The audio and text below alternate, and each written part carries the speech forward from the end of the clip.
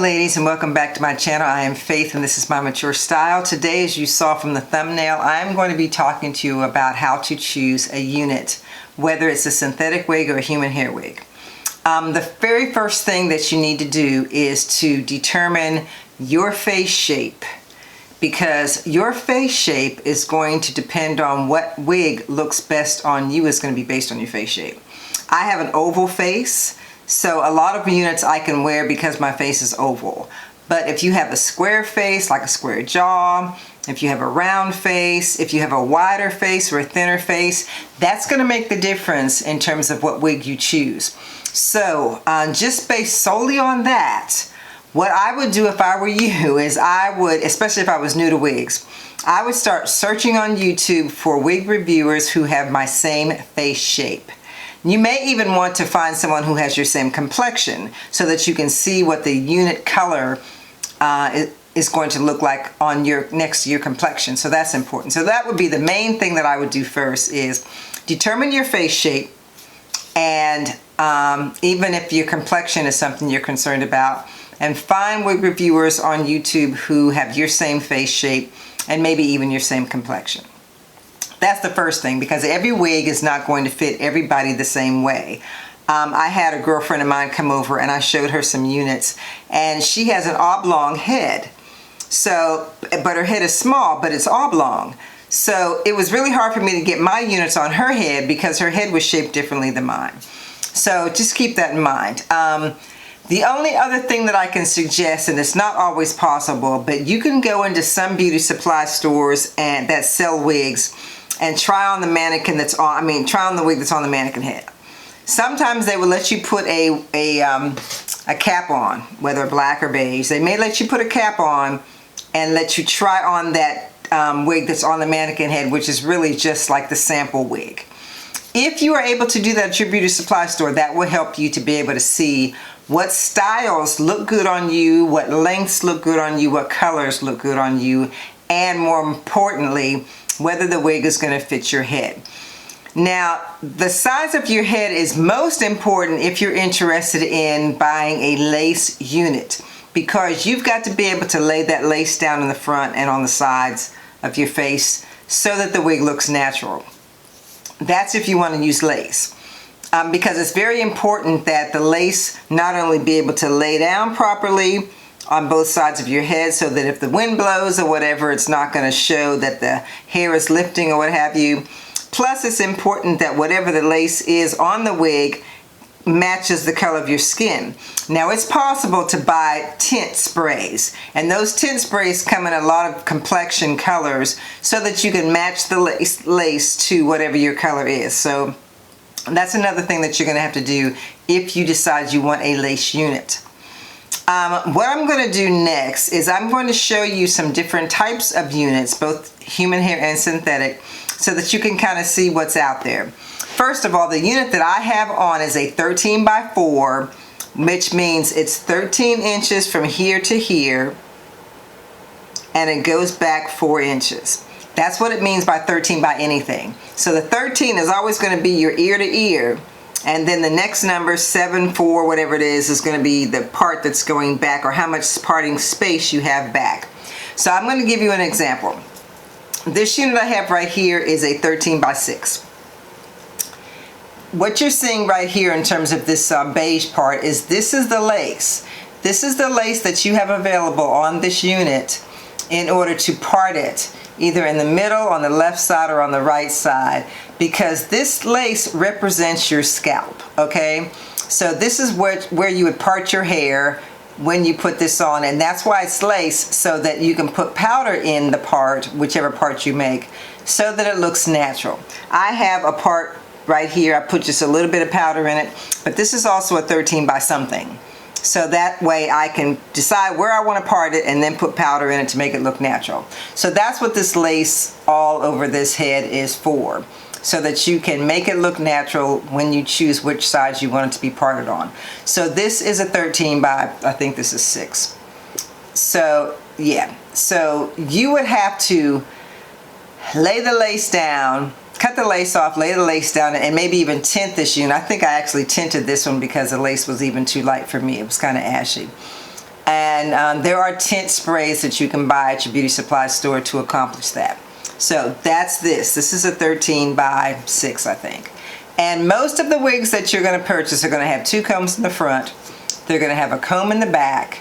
They're going to have adjustable straps, which are these little straps back here. And sometimes they'll have a elastic band. They don't all do that, but some of them do. But the majority of them will always have your 2 combs in the front, the comb in the back, and these short adjustable straps back here.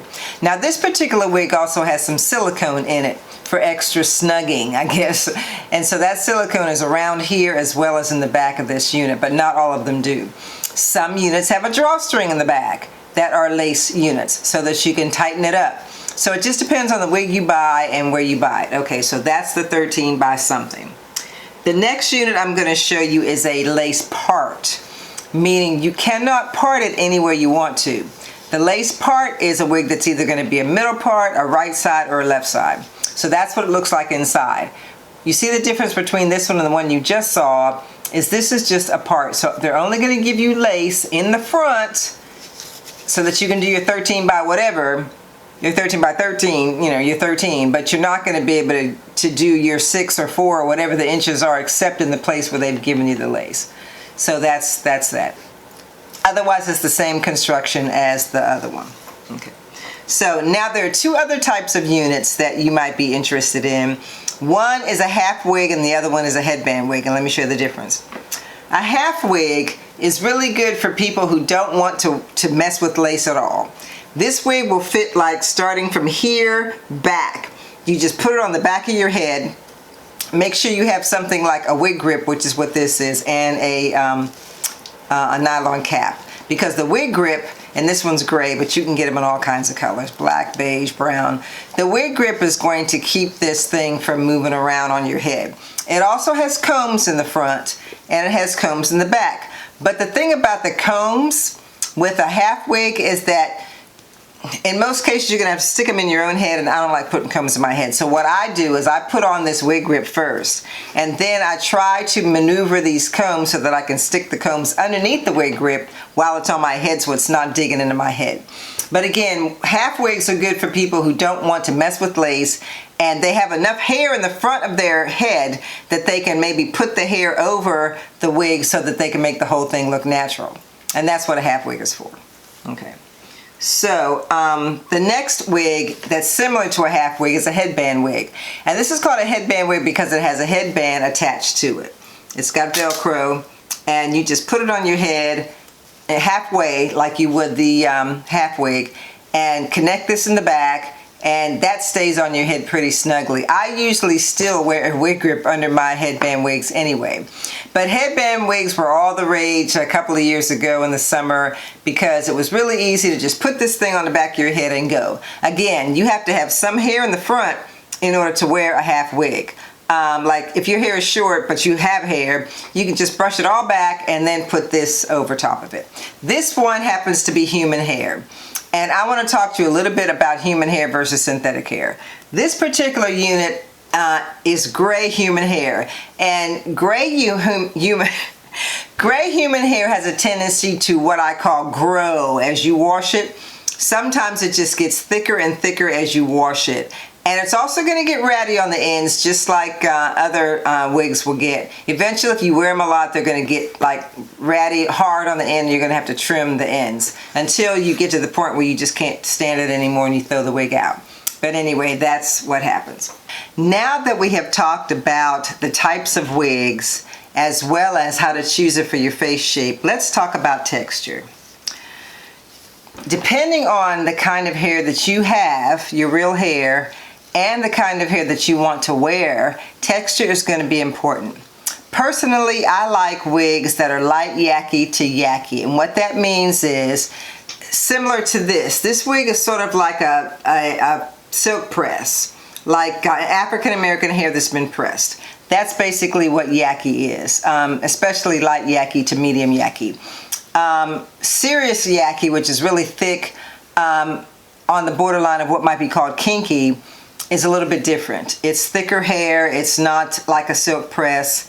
It's usually straight. It can be curly, but it's a thicker texture of hair. And a lot of African American women like that as well because that's their hair texture. I personally wear, like I said, light to medium yaki because that's my real hair texture. That looks more natural for me. So that's what this wig is. This is a synthetic wig, and this is what I would call a light to medium yaki texture. This is curly. This half wig is curly, but it's not necessarily yaki. It's almost like it's a little silky, which means it's a lot softer and thinner than a yaki texture would be. So this is probably what I would call a light yaki, maybe a silky yaki, okay? This half wig, this headband wig is human hair, as I mentioned before. This is definitely yaki hair. This is yaki hair. This is not light yaki. This is yaki hair, like thick hair, African American women hair, okay? I don't even think I have a silky unit to show you, but silky hair is silky hair. It's like Caucasian hair, straight, silky, soft hair. And they make wigs out of that hair just like they make wigs for African American women in terms of yaki hair, light yaki hair, silky yaki, what have you. So when you're deciding what type of wig that you want, that's an important decision to decide what texture it is that you want. And when it comes to the lace wigs, whether it's human or synthetic, you're going to want to learn how to lay it down properly. You're going to want to learn how to make sure that you don't have a bunch of lace showing up here, that you don't have a bunch of glue gunking up here. You really need to learn the technique, and it won't take long if you just take your time and are patient and learn it. It took me a while to learn it because I started reviewing wigs in 2018. I don't think I really felt like I had the lay down process down until 24, maybe 23, 24. And we're at 26 now. So it took me a few years to practice it and get it down. And the reason why it took me as long as it did is because in the beginning I just didn't wear them. When I would review wigs, I only reviewed what we called simple part wigs, and I don't have an example of that to show you, but a simple part wig does not have any lace in the front at all. It has a lace part, but it has no lace in the front, nothing to cut off. I reviewed a lot of simple part wigs, and I'll give you examples of what simple part wigs are. It might be like the daily wig. I think Outre daily wig might be a simple part. I don't think the daily wig has any lace in the front. And if I'm screwing this all up, I have a video that I'm linking down here that shows you the different Outre units. And the good thing about that video is that it takes you through all the different units that Outre has, from the wig pop all the way up to the perfect hairline, but it also shows you the different types of wigs. So it shows you what the wig pop's made like, what is the melted hairline made like, what is the perfect hairline made like. So there's a link down there of a video that I did a couple of years ago to show you the different Outre wigs, and that will also help you see the difference in the types of wigs in terms of lace or no lace. Yeah, I'm trying to think as far as purchasing the unit. I personally buy my units online, but I do go to the beauty supply store sometimes if I'm not sure of the texture. If I look at the stock card of one of these wigs and I've not seen the wig in person, I will go to the beauty supply store and I will look for that wig, and then, as I mentioned before, they have samples on mannequin heads, usually on the top. And I will pull those wigs down and feel the hair and decide, okay, is this something that I would wear? Is it too silky? Is it too thick? You know, what is it? And then I'll usually go back to my house and buy the wig online. And I say that because a lot of these beauty supply stores are very expensive. They really do the markup thing when it comes to wigs.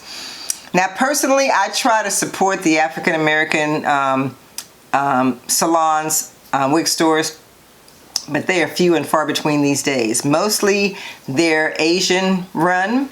And not that that's a bad thing, but the prices are higher than what I want to pay in any beauty supply store. But I do try to support African Americans when they do open those stores, because it's hard for them to break into that business because of the fact that it's so Asian heavy in terms of the ownership of those businesses. But I support the Asian stores. I go to Tyson Beauty, which is here in Charlotte, and they have a huge selection. But then there's a African American woman that I go see in Pineville who has a small store, but I go see her too. and buy stuff from her. Mostly what I buy at Tyson is products. I don't usually buy wigs from them, but I do go in there and check out the texture of the hair before I buy it online, if I buy it online. When I buy wigs online, and again, this is from the African American perspective, I usually go to places like Glamourtress. I'll go to So Good BB. I'll go to Sam's Beauty.